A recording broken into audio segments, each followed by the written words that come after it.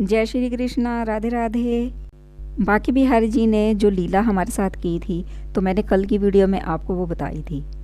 बांके बिहारी जी, राधा वल्लभ जी और इस्कॉन मंदिर में जब हम गए तो वहाँ पर हमें सभी जगह पर ठाकुर जी ने अपना भोग दिया, अपना प्रसाद दिया और हमने बहुत आदर और सत्कार के साथ ग्रहण भी किया।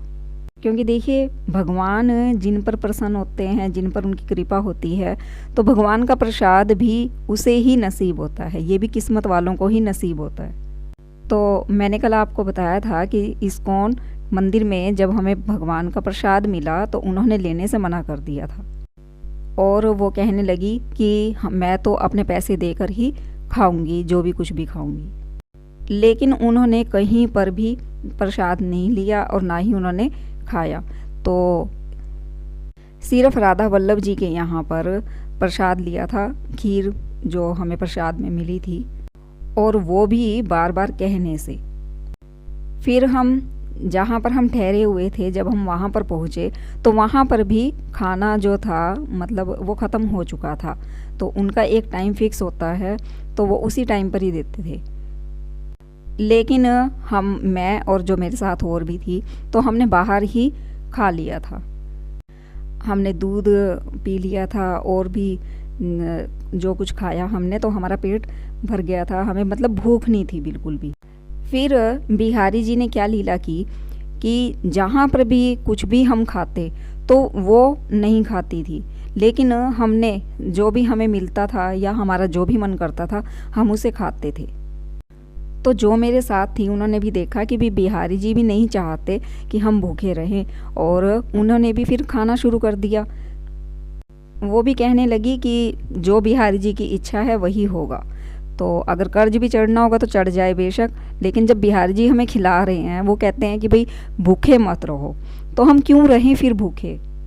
जब हमें प्रसाद मिलता था तो हम प्रसाद भी खाते थे, और जब हमारा कुछ अपना लेकर कुछ खाने का मन करता था तो हम वो भी खा लेते थे।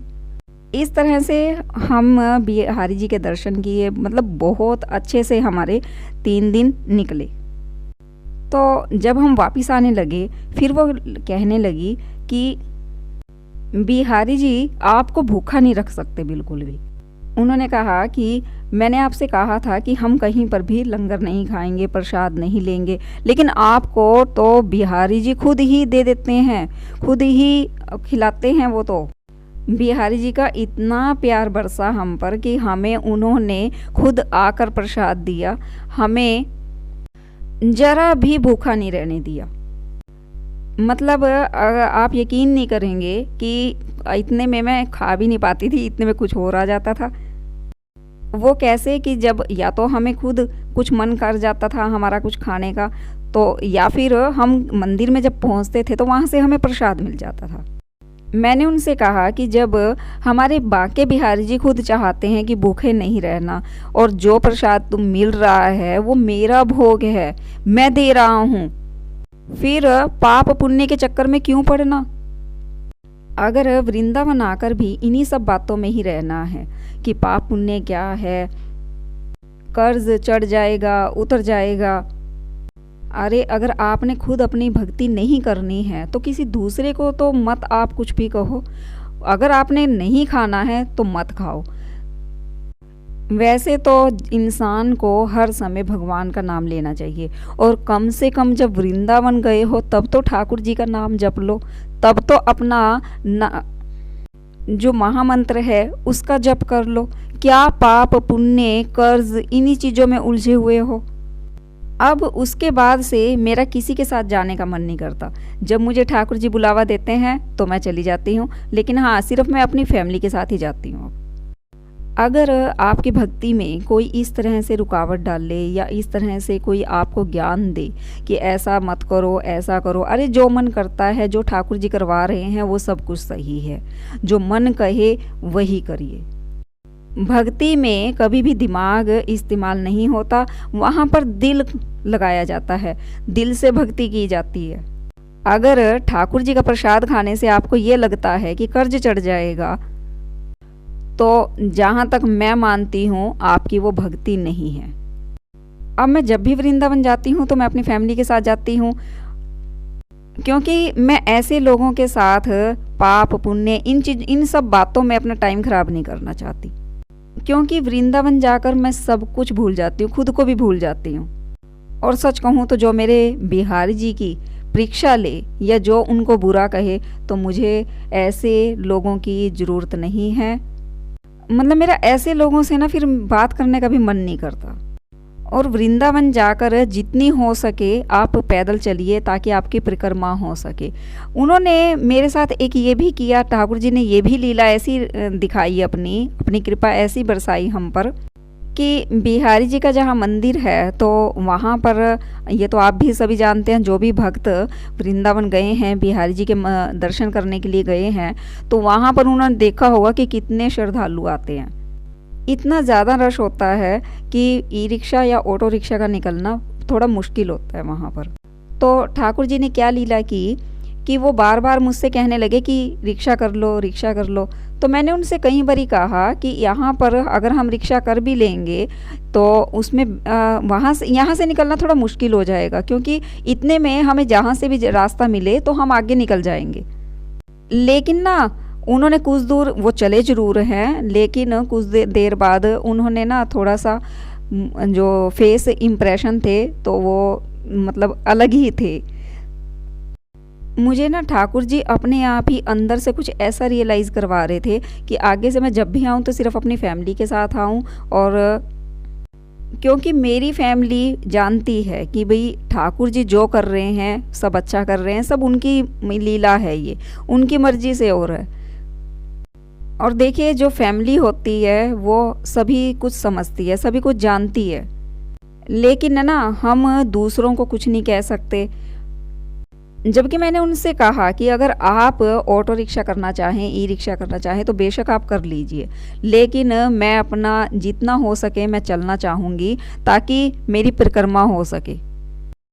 जहाँ पर हम रुके थे, जहाँ हमने स्टे किया था, बांके बिहारी जी के मंदिर से और जहाँ हमने स्टे किया था वो डिस्टेंस ज़्यादा दूर नहीं था, hardly maximum 10 to 12 minutes only. तो इतना तो नॉर्मली हर कोई देखे चल ही सकता है। और क्या बांके बिहारी जी के लिए आप इतनी सी परिक्रमा नहीं कर सकते? तो मेरा मानना यही है कि जब भी लंगर का प्रसाद हो, भंडारे का प्रसाद हो या किसी मंदिर में आपको प्रसाद मिले तो आप उसे कभी भी मना मत कीजिए, क्योंकि ये बड़ी ही किस्मत से मिलता है। बहुत ही सौभाग्यशाली होते हैं जिन्हें प्रसाद मिलता है। भगवान के घर पर कभी भी पैसे का दिखावा नहीं होता, वहाँ पर पैसे नहीं दिखाए जाते। ये रुपया पैसा तो ठाकुर जी ने हमें जिंदगी जीने के लिए दिया है। इस तरह से ठाकुर जी ने अपनी लीला की। और जब हम वहाँ से वापस आए तो जो मेरे साथ थे उन्होंने यही कहा कि नहीं, बिहारी जी खुद ये चाहते हैं कि लंगर का प्रसाद, भंडारे का प्रसाद खाना चाहिए। और जो लेडीज़ ये मना कर रही थी कि भाई मैं लंगर का प्रसाद नहीं खाऊंगी, उनके लिए ठाकुर जी ने मेरे साथ ऐसी लीला की कि मैं चाह कर भी उनके साथ अब वृंदावन नहीं जा पा रही हूँ। और उसके बाद मैं 2 बार वृंदावन ठाकुर जी की कृपा से जा चुकी हूँ। ठाकुर जी की कृपा से बहुत ही अच्छा रहा है मेरा। उसके बाद ठाकुर जी से खुशी खुशी मिलना, मतलब किसी तरह की कोई टेंशन नहीं। लेकिन जब मैं उनके साथ गई थी तो मुझे सिवाय टेंशन के और कुछ नहीं मिला था। मैं कई दिनों से सोच रही थी कि आपको ये ठाकुर जी की लीला बताऊं या ना बताऊं, लेकिन फिर मैंने ठाकुर जी से ही कहा कि ठाकुर जी अब आप ही मुझे बताइए कि मैं ये लीला अपनी YouTube फैमिली में शेयर करूं या ना करूं। तो उनका आदेश हुआ तो मैंने आप सबको ये ठाकुर जी की लीला आपके सामने बताई है। और मैं आप सभी से यही कहना चाहूँगी कि आप भी कभी भी मना मत कीजिए। कभी भी आपको लंगर का प्रसाद, भंडारे का प्रसाद मिले या किसी भी मंदिर में आप जाएं तो वहाँ से आपको प्रसाद मिले तो आप खुद मना मत कीजिए, बल्कि अपने आप को ना सौभाग्यशाली समझिए कि आप पर ठाकुर जी की कृपा हुई है और उन्होंने आप तक अपना प्रसाद पहुँचाया है। तो इस लीला के बाद से मेरा विश्वास और भी मजबूत हो गया कि जब भी हम भंडारे का प्रसाद खाते हैं या लंगर का प्रसाद खाते हैं तो इसमें कोई किसी तरह का कर्ज नहीं चढ़ता। अब ये तो बिहारी जी जाने कि वो कर्ज को उतारने वाले भी वही हैं और चढ़ाने वाले भी वही हैं। तो जैसी उनकी लीला है सब अच्छी है, जो वो कर रहे हैं सब अच्छा ही कर रहे हैं, जो उन्होंने किया है वो भी अच्छा किया है, जो कर रहे हैं वो भी अच्छा कर रहे हैं और जो करेंगे वो भी अच्छा ही करेंगे। बिहारी जी की इस लीला को सुनने के बाद अब आपका विश्वास क्या कहता है? क्या कर्ज चढ़ता है या नहीं चढ़ता है? भंडारे का या लंगर का प्रसाद खाना चाहिए या नहीं खाना चाहिए? तो कमेंट्स करके आप भी मुझे ज़रूर बताइए। आज आपको हमारे कान्हा जी का श्रृंगार कैसा लगा, हमारी लाडली जी का श्रृंगार कैसा लगा, तो आप कमेंट्स करके ये भी बताइएगा। हमारे बांके बिहारी जी की तो लीला ही अपरंपार हैं। अपने भक्तों के साथ वो हमेशा लीलाएं करते रहते हैं। बिहारी जी की और लीला को देखने के लिए, सुनने के लिए वीडियो देखते रहिए और अपना प्यार लाइक्स और कमेंट्स के ज़रिए ज़रूर शेयर कीजिए। अगर वीडियो अच्छी लगी है तो वीडियो को लाइक कर दीजिए, शेयर कर दीजिए, सब्सक्राइब कर लीजिए और नोटिफिकेशन को ऑल पे कर लीजिए ताकि आने वाली वीडियो की नोटिफिकेशन आप तक पहुंच सके। जय श्री कृष्णा, राधे राधे।